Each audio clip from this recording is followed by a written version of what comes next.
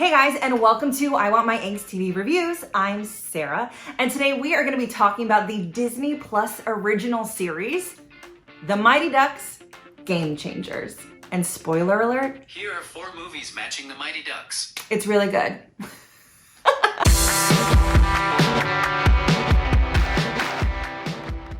So I had the privilege, shout out to Disney, to watch the first 3 episodes of this new series. But before we dive in, you know the drill. Make sure you subscribe to this channel, ring the bell so you don't miss any videos, and comment along and let us know what you think of the series, or if you're excited to watch it just like I was. Hey, don't forget sunscreen. You know we play indoors, right? That's what SPF 15 is for. Quick recap of the Mighty Ducks film franchise. If you haven't watched it, they're all on Disney Plus.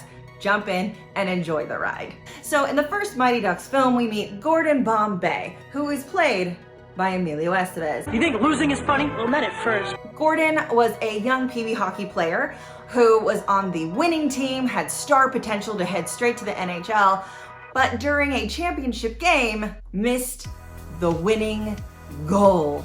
Dun, dun, dun. This, along with some other things, trickled into his adult life where winning meant something different. So he became a lawyer.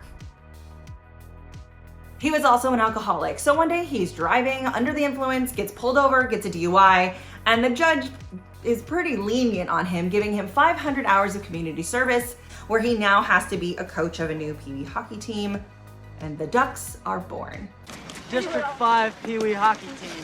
I'm Gordon Bombay. I'm the new coach. Yeah, right. Afraid so, dude. These kids are just like a ragtag bunch. Through ups and downs and championship wins, the Ducks teach Gordon a thing or two and he becomes a better person. He even gets to live out his dream and try out for a, I don't know what it's called for the NHL, like their AAA version of hockey, where he gets on a team as a star player and gets an injury. And that's where we go into D2. After being injured on the AAA NHL team, that's what I'm calling it, please feel free to correct me, Gordon is offered a job to coach Team USA going to the Goodwill Games. And the Ducks are reunited along with other amazing players and skaters from all over the country.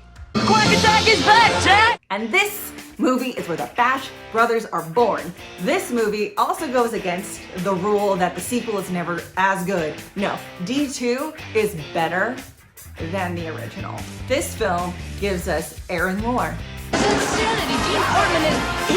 If you've seen a Goofy movie, he's the singing voice of Max. You're welcome. He's also Munch in Newsies.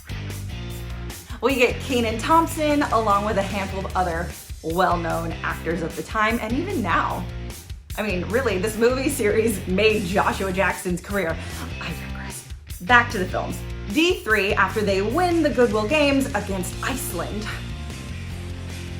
the team is awarded scholarships to a high-end high school, private school with a hockey team. Gordon no longer is around and the movie focuses more on Charlie, played by Joshua Jackson. Highs, lows, championship wins, everyone learns something, and the franchise ends. It kind of ends poorly, but you know, they gave us D2, so I accept it. The Mighty Ducks Game Changers picks up like 20 plus years after these films left off. The Ducks are now an elite Pee Wee hockey team. And when I say elite, I mean their practices are insane. Parents bring sports psychologists. Like, what is that? Don't do that. These kids are no longer playing for fun. These kids are like, college, want to go pro. And really, Lauren Graham has one of the best rants about how kids should be playing sports for fun. Because, sorry guys, most of you aren't gonna make it to the pros. It's just a thing. Have a good time and don't be crazy. This is where we meet Evan, the lead of the show. I gotta cut you. I mean, at this stage, if you can't be great at hockey, don't bother. Evan gets kicked off of the Ducks because he just can't quite cut it. And in his sadness that he has left his dream team, Lauren Graham, who plays his mom, tells him we should start our own team. And a new version of the Ducks is born, who are incredibly charming, super funny, and the chemistry between all of them is fantastic. Is he doing a trick? Emilio Estevez is back as Gordon Bombay. Lauren Graham, while looking for an ice rink for the new team to practice, calls all of them in town and they're all booked with other teams. she comes across the Ice Palace, and this is where Gordon Bombay has been hiding. I'm guessing you didn't see the sign? I hate hockey, and I don't like kids. You run an ice rink. Weird, huh? He hates hockey, he hates kids, and you're like, bro, what happened to you? Fortunately, and I loved this, they didn't take forever. You do learn the reason within the first 3 episodes why Gordon hates hockey again and why he hates kids again. Is it legit? It's for you and I to decide, I guess. For Gordon's character, it is.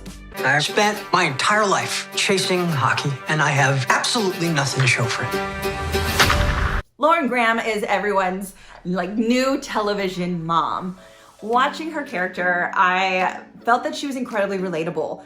Even if you don't have kids, she is highly motivated. She is willing to do anything to make the others around her happy. She's working at a job that doesn't super appreciate her. And I feel like a lot of us can relate to that. Did you not just see that? Do your job, arrest someone! Lauren Graham had to leave Zoe's Extraordinary Playlist in order to do this TV series because they were filming roughly around the same time. Was it the right decision? I don't know, but I really enjoyed her in this series. Pretty sure it's basketball. I love that they decided to go this route. I think instead of rebooting a movie franchise, taking it to a television series is the best way to go. As I was watching these 3 episodes, seriously, first 10 minutes, I was in. They sold me. This show is incredibly funny, witty, charming. I love the cast of kids. I think they're doing a fantastic job. Emilio Estevez jumped right back into Gordon Bombay. It's like he hasn't even left it. And what was the last thing Emilio even did? I feel like he retired for a while. I might be wrong. I could Google it, but I'm not going to. Guys, come on now. Don't get discouraged, okay? That's why we watch game tape, to get better. It's like a master class in second. While really enjoying these 3 episodes, I was sitting there hoping and crossing my fingers that I would get to see some original Ducks action, and it turns out we will. Not in these first 3 episodes, and I might have been fantasizing about Joshua Jackson coming back. But in an interview with the creator, it turns out we're gonna get a handful of them back in episode 6.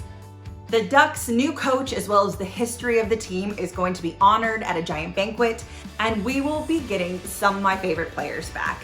We're getting Fulton, Connie, Averman, Adam Banks, Guy, and Kenny Wu.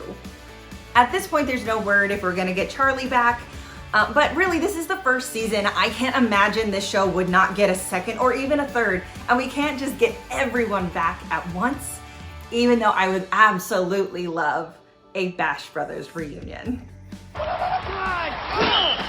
Overall, I know this is the time of the reboot and the revival, and not all of them are great, but some of them are really fun. And I think the Mighty Ducks Game Changers falls into that really well done, really entertaining category. Somehow they have managed to reimagine the story in a nostalgic, fun, quirky, entertaining way.